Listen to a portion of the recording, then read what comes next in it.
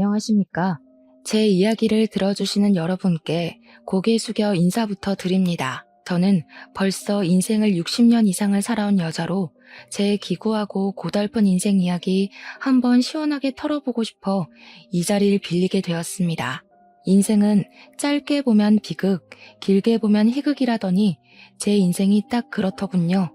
항상 내일이 오지 않았으면 했는데 막상 60년을 살아보니 또 다른 모습이더이다. 제 이야기도 아마 똑같을 것 같습니다만 한자 한자 써내려가면서 제 울분과 제 상심, 제 상처까지 전부 내려놓으려고 하니 부디 끝까지 함께 해주시면 감사하겠습니다. 그럼 지금부터 저의 비극이자 지나보니 희극이었던 이야기를 시작해 보도록 하겠습니다. 저는 아주 가난한 시골 촌동네, 진짜로 이런데 사람이 살 수 있나 싶을 정도로 낙후된 촌동네에서 태어난 촌년입니다.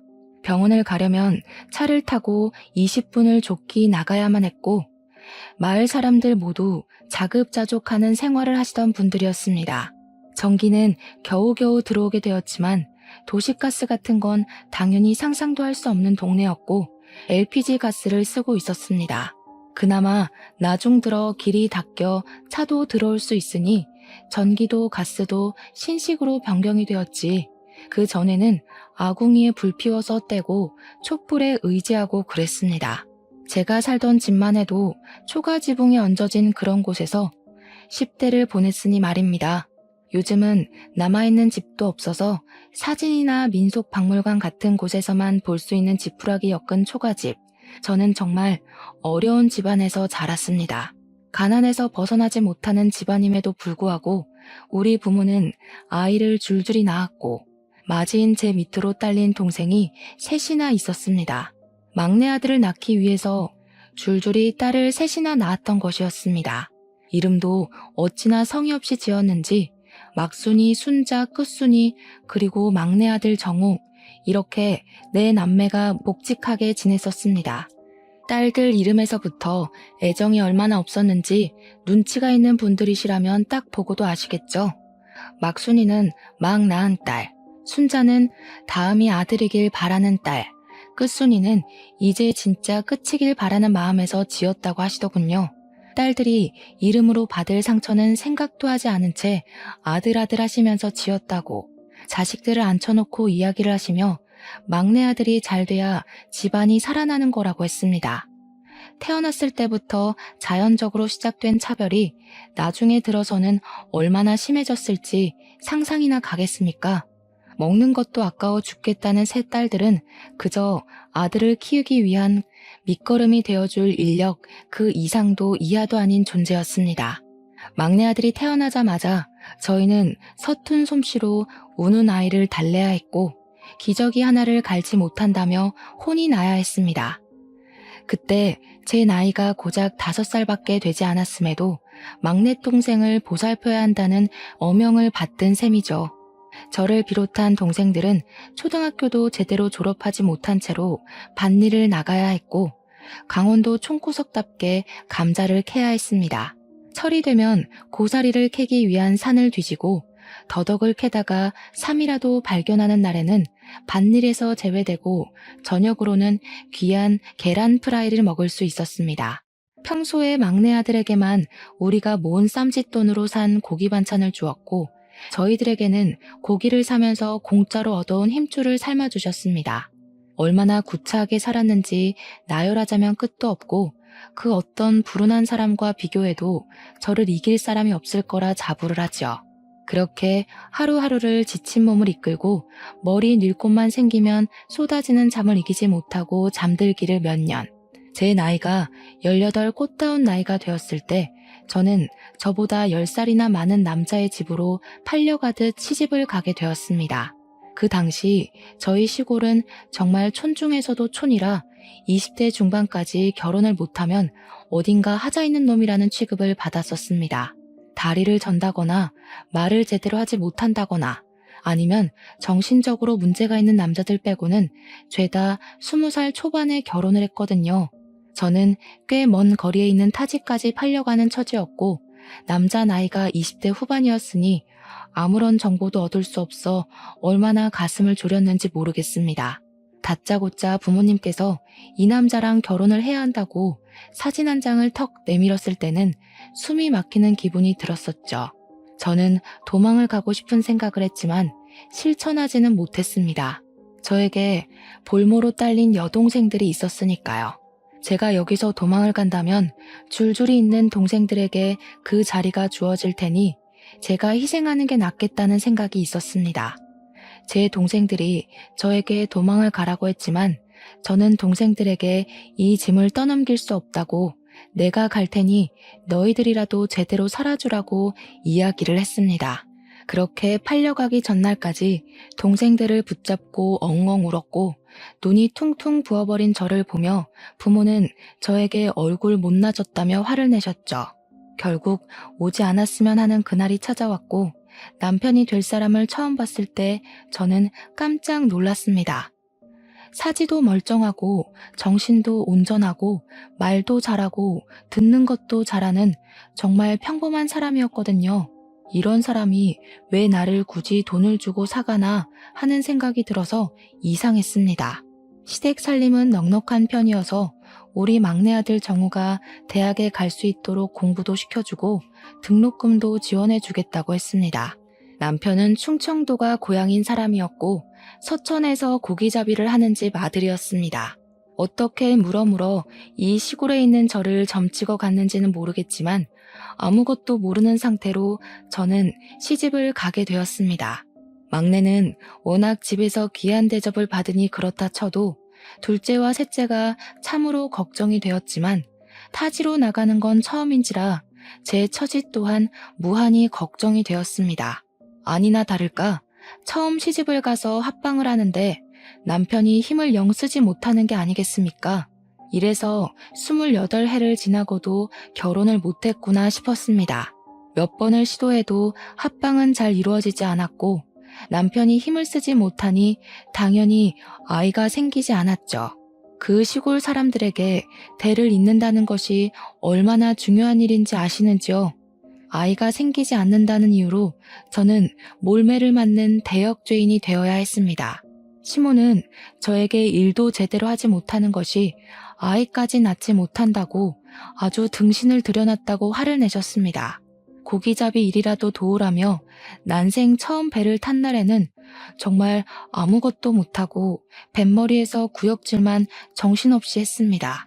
제가 배를 타본 적이 없어서 몰랐는데 뱃멀미가 엄청나게 심한 타입이었나 봅니다.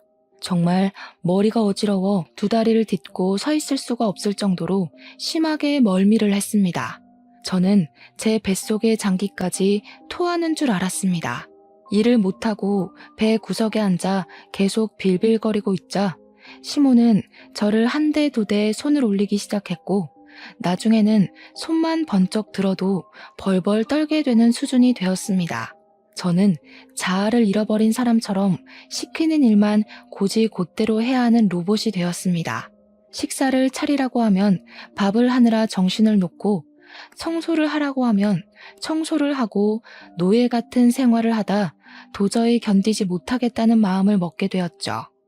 시집살이를 시켜도 너무 시키니까 시집을 온 지 2년째 되던 날 울면서 집으로 전화를 걸었습니다. 엄마, 나 정말 죽을 것 같아. 강원도로 다시 돌아가고 싶어요.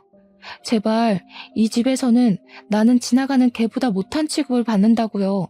그러자 엄마는 저에게 화를 잔뜩 내면서 제가 지금 집으로 돌아오면 17살밖에 되지 않은 정우는 대학을 어떻게 가겠냐고 말했습니다. 시댁에서 매달 집으로 돈을 보내주어서 정우가 모자람 없이 공부도 하고 동생들도 배부르게 먹으며 살고 있다고 하더라고요. 제가 여기서 버텨야 그 돈이 계속 지급이 될 거고 정우도 대학을 번듯하게 나와야 나중에 집안을 위해 힘쓰지 않겠냐고 하더군요. 저는 너무나도 서운하고 눈물이 왈칵 쏟아졌습니다. 그 뒤로는 집에 전화하는 것도 기피하게 되었습니다. 전화를 해봐야 위로의 말을 듣기는커녕 제 처지를 실감하는 비수만 꽂혔으니까요. 간혹가다 동생들이 전화를 받을 때만 통화를 했는데 동생들이 하는 말이 막내가 벌써부터 사고만 치고 다니고 공부도 쥐뿔 못한다고 하더라고요. 그러면서 저에게 늘 배가 고프다고 매달 저희 시댁에서 보내주는 돈으로 막내 동생에게만 고기를 사준다고 서럽다고 하더라고요. 저에게는 동생들이 배부르게 먹고 있다고 했는데 그게 모두 거짓말이었던 겁니다. 생각보다 결혼 장사가 부모 욕심에 차지 않았는지 순자는 20살이 되자마자 공장에 취직을 하게 되었습니다. 정우에게 들어가는 돈이 많다며 돈을 벌어와야 한다고 난리를 쳐서 어쩔 수 없이 공장에 취직을 했다는 것이었습니다. 아직 나이가 되지 않아 공장에 들어갈 수 없는 끝순이는 여전히 남의 집 밭일을 도우면서 하루를 보내고 있다고 하더라고요. 정말 제 억장이 다 무너지는 듯 했습니다. 제 처지가 너무 한탄스럽다 이야기하고 싶어서 전화를 걸었지만 동생들의 삶도 만만치 않더군요. 저는 결국 동생들에게 언니는 잘 지내고 있으니 너희는 조금만 버티다가 도망이라도 가라고 언지를 주었습니다. 저는 시댁에서 온갖 구박을 다 당하며 살고 있었지만 제 슬픔을 동생들에게 굳이 티내지 않았습니다. 그러던 어느 날 운명처럼 사건이 생기게 되었습니다. 고기잡이를 나갔던 시부모 둘이 사고를 당하게 된 것이었습니다. 그날은 태풍이 북상하고 있다는 태풍 예보가 한 차례 나온 날이었는데 고기잡이 배들은 정박을 하고 바다 근처에 가지 말라는 경보까지 울렸습니다. 하지만 다른 배가 뜨지 않으니 본인들이 후다닥 나가서 한 타임만 쓸고 오면 된다고 시모가 욕심을 바락바락 부린 것입니다. 남편은 태풍이 분다고 하니 위험하다고 고기잡이를 나가지 말자고 몇 번이나 말렸지만 시모는 그런 남편에게 그러니 네가 물러 빠진 거라고 욕을 퍼부었습니다. 나가서 일하겠다는 사람이 없으니 30분 이내로 돌아오겠다며 시부와 시모만 배를 타고 나갔습니다. 저에게도 같이 가자 몇 번이나 요구를 했지만 남편이 뱃멀미도 심한 사람인데 나가봐야 도움도 안 된다고 해서 저랑 남편만 두고 떠나셨습니다. 하지만 예상보다 빠르게 진입한 태풍으로 인해 파도는 너무나도 셌고 고기잡이 배는 전복이 되었고 시부와 시모는 시신조차 찾을 수 없게 되었습니다. 욕심을 부리더니 고기밥이 된 것이라며 마을 사람이 모두 입을 모아 그들의 우매함을 꾸짖었습니다. 갑자기 일어난 사고에 저와 남편은 놀라서 입을 다물 수가 없었고 시신 없는 장례를 치러야 했지만 솔직히 저는 속으로 너무 기뻤습니다. 저를 구박하던 두 사람이 한순간에 사라진 것도 그렇고 천벌을 받아 지옥으로 떨어졌을 거라 믿어 의심치 않았거든요. 문제는 장례를 다 치르고 나서 유일한 밥벌이 수단이었던 배가 사라지고 나니 우리 남편이 할 일이 사라진 것입니다. 배를 다시 사자니 그만한 돈이 없었고 당장 다른 일을 알아보자니 남편에게는 할 줄 아는 것이 고기잡이밖에 없었던 거죠. 다른 집 배를 타자니 뱃삭이 적고 이리저리 재고 따지다가 결국에는 동네 어르신의 도움을 받게 되었습니다. 어르신은 수산 경매 쪽에서 오래 터를 잡고 일을 하시던 분이었는데 남편이 전전긍긍하고 있으니 수산 경매일을 해보라 권유해 주셨던 겁니다. 남편은 더 이상 놀고 먹다가는 둘 다 손가락만 빨게 생겼다면서 수산 경매일에 뛰어들었습니다.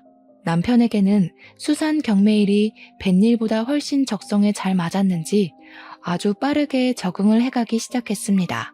저는 그런 남편을 도와서 무슨 일을 하면 좋을까 고민을 하다가 남편의 경매장에서 생선을 싸게 구입해 올 수 있다는 것을 알아차렸습니다. 그러고는 수산 경매장 옆에 있는 시장에서 생선을 싸게 떼와 팔기 시작했습니다.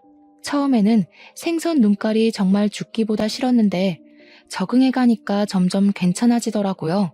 그렇게 둘이 살기 시작하면서 서로 의지하게 되고 대화도 많이 늘게 되었습니다. 결혼한 지 몇 년이 지나고 나서야 남편이 생각보다 나쁜 사람이 아니라는 것을 알게 되었습니다. 알고 보니 시부모의 등살에 그동안 기가 죽어서 아무 말도 못하고 순종적으로 살았던 사람이더라고요. 서로에게 있었던 오해가 서서히 풀리면서 저희 사이가 무척이나 좋아지게 되었는데 그 덕인지 결혼한 지 5년 만에서야 아이가 들어섰습니다. 그동안 남편은 정신적인 압박으로 인해 모든 것이 잘 되지 않았다고 했습니다. 시부모가 사라지면서 그런 압박에서 벗어나게 되니 저희도 순조롭게 임신이 되었던 겁니다. 제 나이 23살에 임신을 했고 24살에 떡두꺼비 같은 아들을 낳았는데 남편이 아이를 보자마자 눈물을 뚝뚝 흘리면서 시부모 생각이 절로 난다는 겁니다. 우리 부모님이 이 아이를 봤어야 했는데 하면서 우는데 이상하게 정남이가 뚝뚝 떨어지더라고요. 아무튼 제가 출산했다는 소식에 우리 부모님이 염치도 없이 병원으로 찾아와 주셨고 아주 황당한 소리를 하시더군요. 우리 딸이 죽을 고비를 넘겨가면서 아들을 출산했으니 출산 기념으로 돈 좀 주고 해야 하는 거 아닌가? 대를 이을 아들을 떡하니 낳았는데 한 푼도 안 주면 서운하지 않겠나? 그게 무슨 소리야? 도대체 병원까지 와서 왜 나를 수치스럽게 만드는 거야? 말 맞다나 아들을 낳은 건 난데 돈은 왜 엄마랑 아빠가 챙기겠다는 거예요? 그런 소리 하지 말고 조용히 가세요. 이게 어디 지 부모한테 눈을 바락바락 뜨고 덤벼? 너 낳아준 게 누구야? 나야 나. 나 아니었으면 네가 태어나기나 했겠어? 이런 아들을 낳을 수나 있었겠어? 이게 다 엄마랑 아빠가 너 잘 낳아서 아들도 낳고 한 거 아니야. 돈을 주지 않으면 내 딸이랑 내 딸이 낳은 손주까지 강원도로 데리고 가겠네. 도대체 나한테 왜 그래요? 이제는 내 아이를 볼모로 잡고 돈을 내놓으라고 할 수 있어요? 나한테 해준 게 뭐가 있다고. 내가 아등바등 힘들게 살 때 모른 척 해놓고는 이제 와서 내 딸? 내 손주? 정말 염치가 없어도 너무 없으시다. 이래놓고 돈 받아가면 나 몰라라 할 게 뻔한데 지금 나한테 돈을 달라고? 우리 부부한테 용돈을 줘도 모자랄 판에 애를 볼모로 잡고 돈을 달라고? 네가 이렇게 강짜를 부려봐야 우리한테 씨알이나 먹히겠나? 장서방, 우리가 손주 데려다가 키울 테니 돈 마련되면 보내도록 해. 우리가 못할 줄 알고? 내 핏줄 섞인 손주인데 우리가 애 데리고 갈 수도 있지. 돈 준비해 당장. 그러더니 포대기에 쌓인 아이를 냅다 들고 병실 밖으로 나가는 게 아니겠습니까? 저는 아이를 출산한 지 얼마 되지 않아 뛰어서 그들을 잡을 수가 없었고 멍하니 서 있는 남편에게 당장 가서 아이를 데리고 오라고 소리쳤습니다.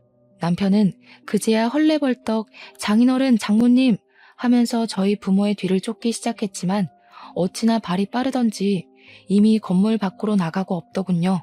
어떻게 눈을 뜨고 아이를 바로 앞에서 빼앗길 수 있는지, 아니 고작 돈 몇 푼에 눈이 멀어서 손주를 그렇게 납치할 수가 있는 건지 어이가 없었습니다. 정말 화가 나서 저는 간호사 선생님에게 아이가 납치되었다고 빨리 경찰에 신고를 해달라고 말씀을 드렸고 간호사 선생님도 놀래서 신고를 해주셨습니다. 저는 초조하게 남편이 돌아오기만을 기다렸는데 출동한 경찰이 저에게 아주 충격적인 소식을 전해주었습니다. 경찰차가 출동을 했고 병원으로 달려오는 중 사거리에서 웬 남자가 차에 치였는데 그 앞에 아이를 안고 있는 노부부가 있더랍니다. 경찰이 왠지 신고 접수가 되었던 아이 납치 사건의 용의자라 생각이 되어서 부모를 경찰차에 태워 경찰서로 데리고 갔다고 했어요. 그러면서 아이를 데리고 왔더라고요. 포대기에 쌓인 아이는 우리 아이가 틀림없었습니다. 그렇다면 차에 치인 남자는 바로 제 남편이지 않겠습니까? 너무 놀라서 차에 치인 남자는 어떻게 되었냐고 물어보니 고개를 푹 숙이더라고요.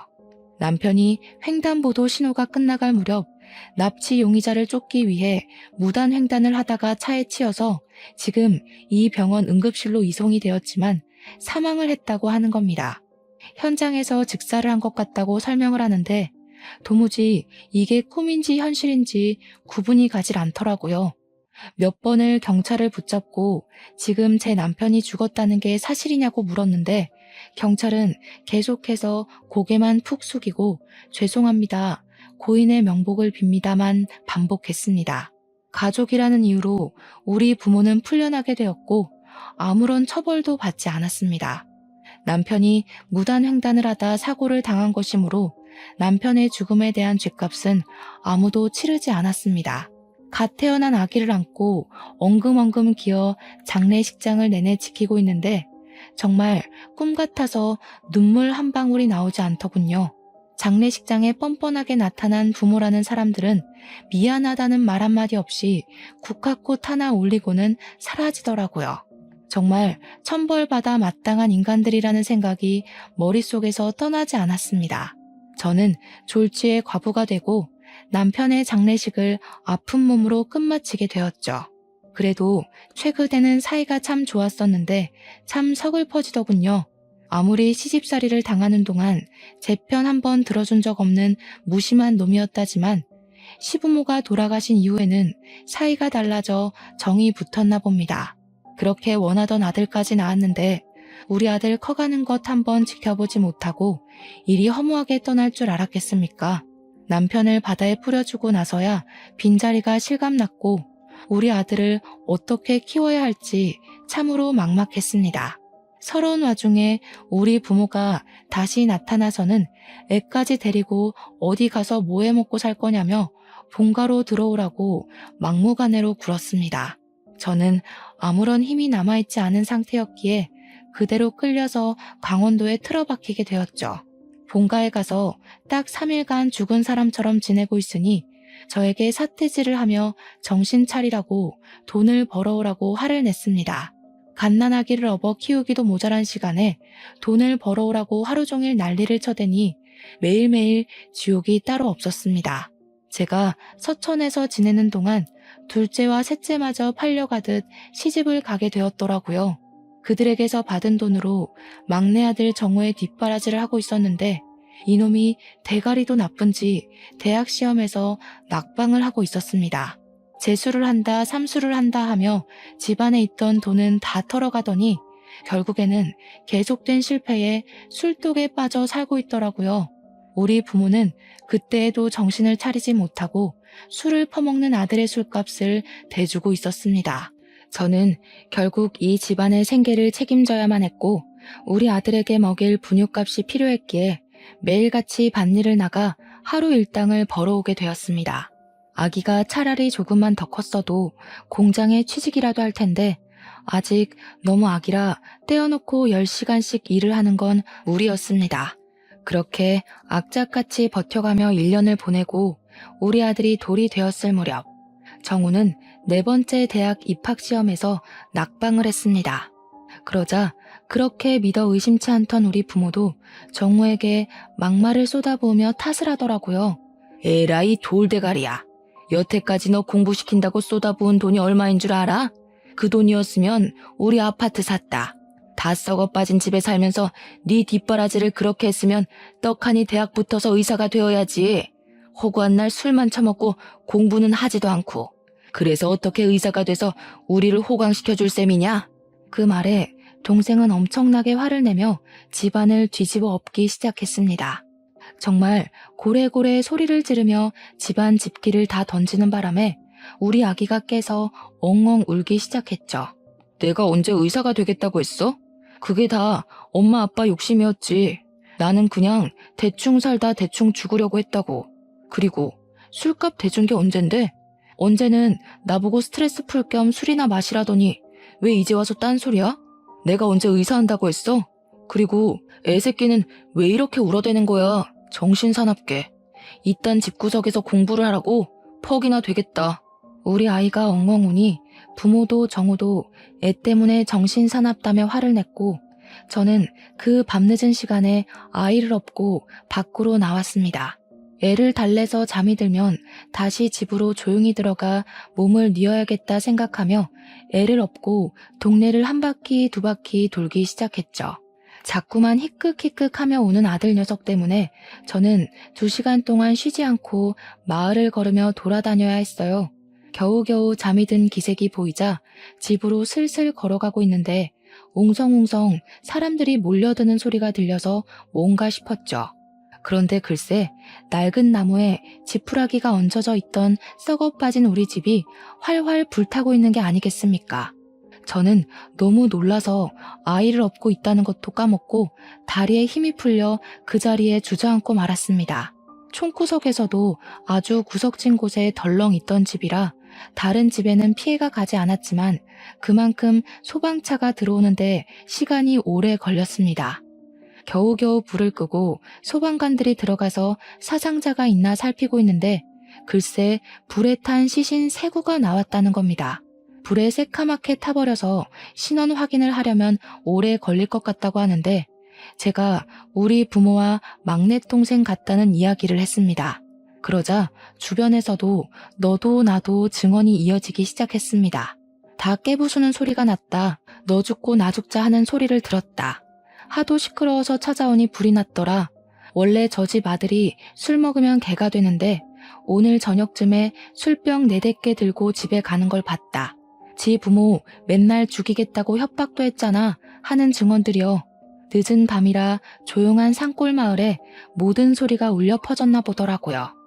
저는 참고인 자격으로 경찰서에 가서 조사를 받게 되었습니다. 내내 밭일을 하고 잠도 제대로 자지 못해 꾸벅꾸벅 졸면서 조사를 받는데 있는 그대로 전부 이야기를 했죠.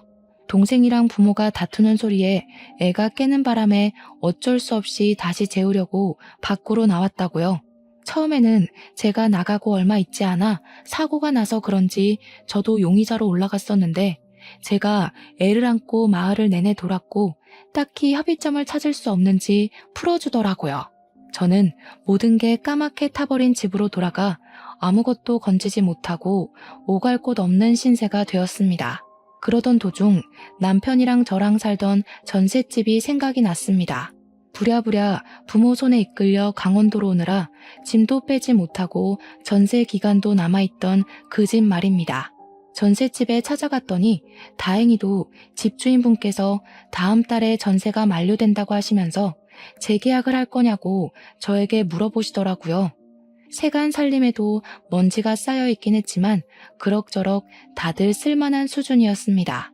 하지만 남편이 죽고 난 빈자리가 꽤 크게 느껴졌기에 그 집에서 아들과 둘이 산다는 것은 마음이 편치 않더라고요. 전세를 연장하지 않기로 했고 저는 그 돈으로 아들과 둘이 살만한 적당한 집을 구할 수 있었습니다.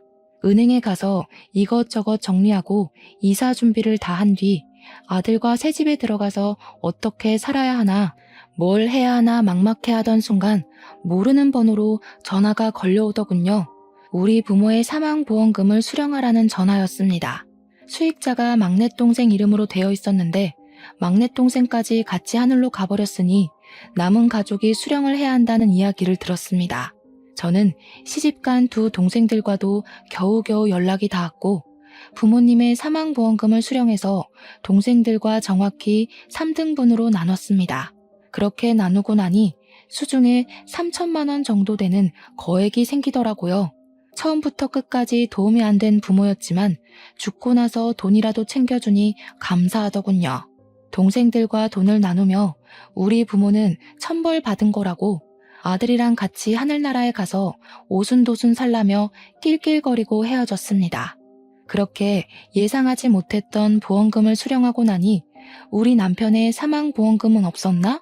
하는 생각이 들어서 이리저리 보험회사를 돌며 알아보게 되었습니다. 그런데 글쎄 우리 남편의 사망보험금은 물론이거니와 시부모의 사망보험금에 배에 들어있던 보험까지 있었던 게 아니겠습니까? 저는 순식간에 목돈이 생겨버렸고 아들을 키우는데 부족함이 없는 재산이 생기게 되었습니다. 저를 괴롭히던 모든 것들에게서 불을 얻게 되고 이게 꿈인지 생시인지 통장에 찍힌 돈을 보면서 눈만 껌뻑거렸습니다. 저는 이 돈을 허튼 데 쓰지 않고 아들을 위해서 쓰기로 결심을 했습니다. 그 뒤로 저는 서천에 완전히 자리를 잡고는 할 줄 아는 일이 생선 손질을 해서 파는 일이었기에 그 일에 집중을 하며 살았습니다. 그런데 이상하게 수산시장에서 같이 생선을 파는 상인들이 저를 하나둘 피하는 듯한 느낌이 들었습니다. 처음에는 제가 다시 돌아와 자리를 잡기 전이라 경쟁 상대로 봐서 그런가 보다 하고 넘겼는데 시간이 지날수록 따돌림이 심해지는 것 같았습니다. 알고 보니 상인들 사이에서 제 팔자가 드세도 너무나도 드센 여자라고 소문이 퍼지기 시작해서 저를 피해 다녔다는 걸 알게 되었습니다.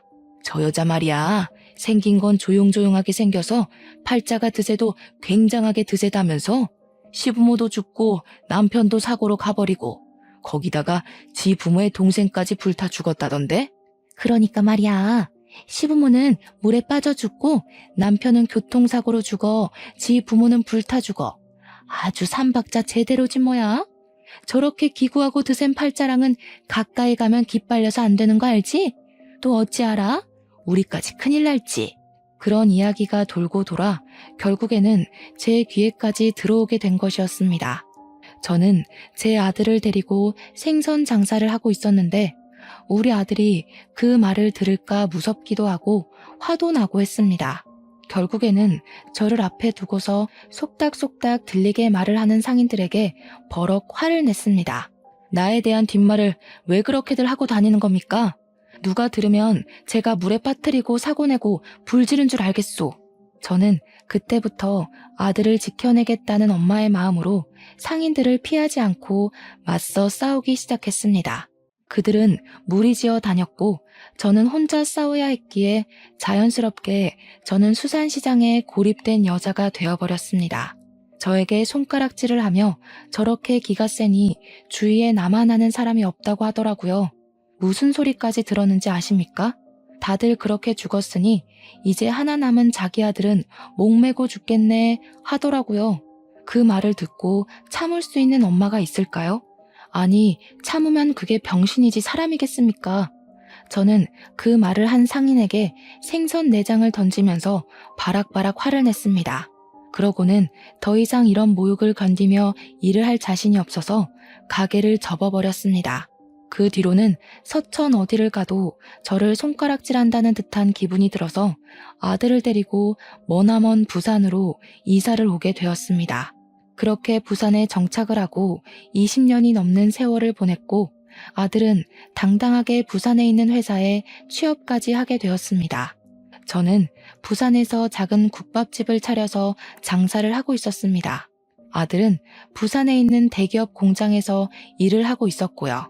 우리 모자가 살기에 모자람이 없었고 아들이 장가만 가주면 제 인생의 큰일은 모두 치르는 거구나 하고 생각을 하고 있었죠. 저의 노후는 돌아가서 시부모와 부모, 남편의 보험금으로 전부 준비를 마친 뒤였으니까요. 그러던 어느 날 우리 국밥집에 정말 꾀지지한 여자가 들어와서는 꼬깃꼬깃 2,000원을 내밀고 공깃밥 한 개에 국물 1,000원어치만 주면 안 되겠냐고 하더라고요. 행색이 거지 같아 보였는데 거지라고 하기엔 너무 젊은 여자라 좀 이상하긴 했습니다. 여자가 불쌍하고 애처로워 보이니 제 젊은 시절 고생했던 기억이 문득 떠오르더라고요. 저는 원래 제가 가장 불쌍하고 불우한 사람이라 생각하며 살았기에 그런 사람들을 봐도 도우려는 마음을 가지지 않았습니다. 근데 이상하게 마음이 쓰이더라고요. 그래서 일단 아가씨 이리 와서 좀 앉아봐. 밥 줄게 하고는 고봉밥을 떠서 국밥 한 그릇을 말아주었습니다. 고맙습니다 하고 작게 말을 하더니 허겁지겁 먹기 시작하는데 잘 먹어도 너무 잘 먹더라고요. 일주일을 굶어도 저렇게는 안 먹겠다 싶을 정도로 말이죠. 저는 아가씨에게 배고프면 밥 더 줄 테니까 천천히 먹으라고 했습니다. 그러니 제 눈치를 힐끗 보면서 천천히 밥을 먹기 시작하는데 어딘가에 쫓기는 사람처럼 보여 마음이 아팠습니다. 밥을 다 먹고 나더니 2,000원을 내밀면서 잘 먹었습니다 하더라고요. 그런데 다 구겨진 그 2,000원이 전 재산으로 보였는데 제가 어떻게 그 돈을 받을 수가 있겠습니까? 저는 그 돈을 다시 아가씨 주머니에 넣어주면서 됐다고 사정이 딱해 보여서 밥 한 그릇 말아준 거라고 했습니다. 그러니까 그 아가씨가 갑자기 눈물을 뚝뚝 흘리면서 나중에 꼭 갚겠다고 정말 감사하다고 하는 겁니다.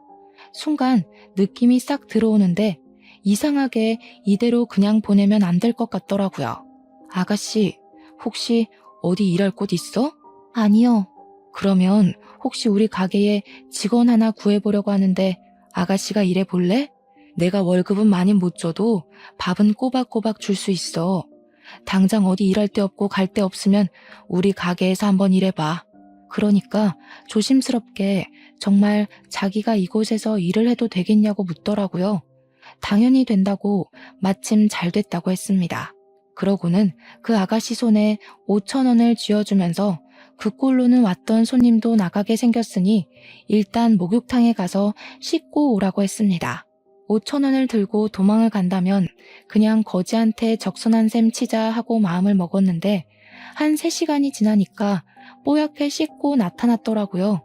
하지만 갈아입을 옷이 없었는지 그 더러운 옷을 그대로 입고 온 게 아니겠습니까? 내가 여벌옷이라도 챙겨줬어야 했는데 정신이 없었네.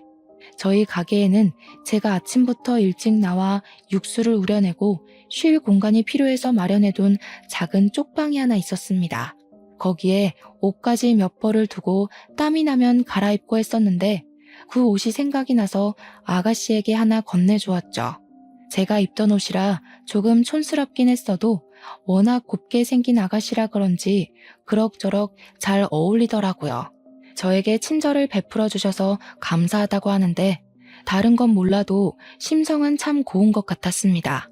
그게 인연이 되어 우리 가게에서 쭉 일을 하게 되었고 오갈 데가 없는 상황인 것을 알게 되어 제 가게 쪽방에서 지내며 일을 하게 도와주었습니다. 그렇게 한 3개월을 같이 손발을 맞춰보니 일도 잘하고 손도 야무지고 눈치도 빠르더라고요. 근데 아가씨는 부모는 어디 가고 혼자 그 꼴로 돌아다니게 된 거야? 태어났을 때부터 어머니는 안 계셨고요. 아버지와 둘이 살았는데 아버지께서 사업에 실패하시고 도박 중독자가 되셨어요. 도박 자금이 부족해지자 결국에는 사채를 빌려다가 쓰셨고 사채업자를 피해서 혼자 도망을 치게 되었어요. 제가 집에 있었는데 저를 납치해서 술집에 팔아버리겠다, 장기를 팔아버리겠다 하는 이야기를 듣게 되었거든요. 아이고, 고생 많았네. 그러면 사채업자는 따돌린 거야? 납치를 당했었는데 죽기 살기로 달리는 차에서 뛰어내려서 밤이고 낮이고 노숙을 하며 여기까지 도망쳐 오게 됐어요. 제 고향이 원래 경주였거든요. 일단은 여기까지 숨어들었으니 못 찾을 것 같긴 해요. 그 사정을 전부 듣는데 우리 부모 생각이 나면서 속이 터지더라고요. 저는 어떻게든 아가씨에게 도움을 주고 싶어서 우리 국밥집 단골 변호사한테 물어보니까 그런 빚은 상속을 포기하면 된다고 하더라고요. 원래 부모의 빚을 자식이 갚을 의무가 없다고 하길래 저희는 당당하게 나가기로 했습니다. 며칠의 시간이 더 흐르고 우리 아들이 평일에 연차를 냈다고 하면서 배가 고프다며 국밥집에 찾아왔다가 일을 하는 아가씨를 보고 한눈에 반하게 된 것입니다.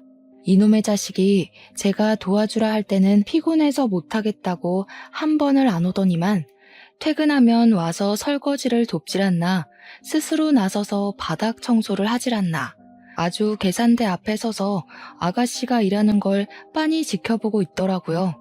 제가 봤을 때는 아주 생쇼였죠.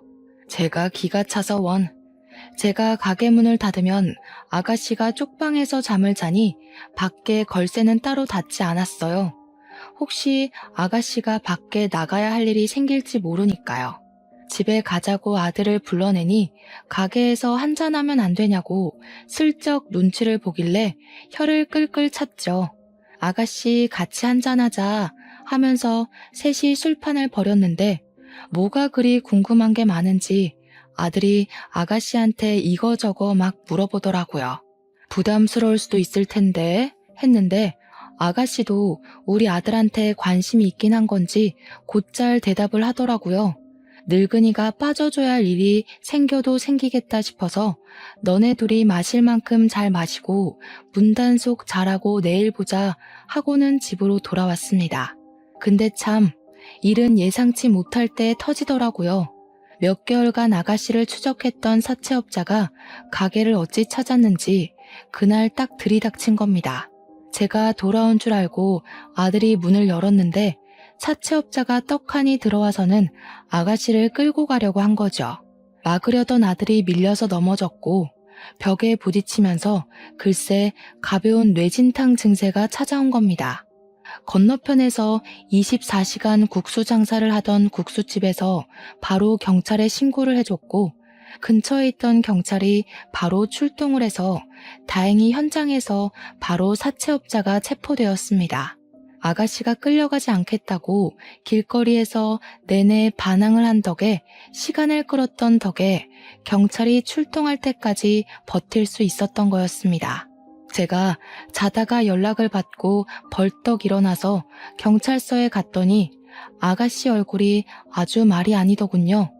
놀래서 바로 밤늦은 시간인데도 불구하고 단골 변호사에게 전화를 걸었고 아침이 밝자마자 경찰서에 와서 일을 해결해 주시기로 했습니다.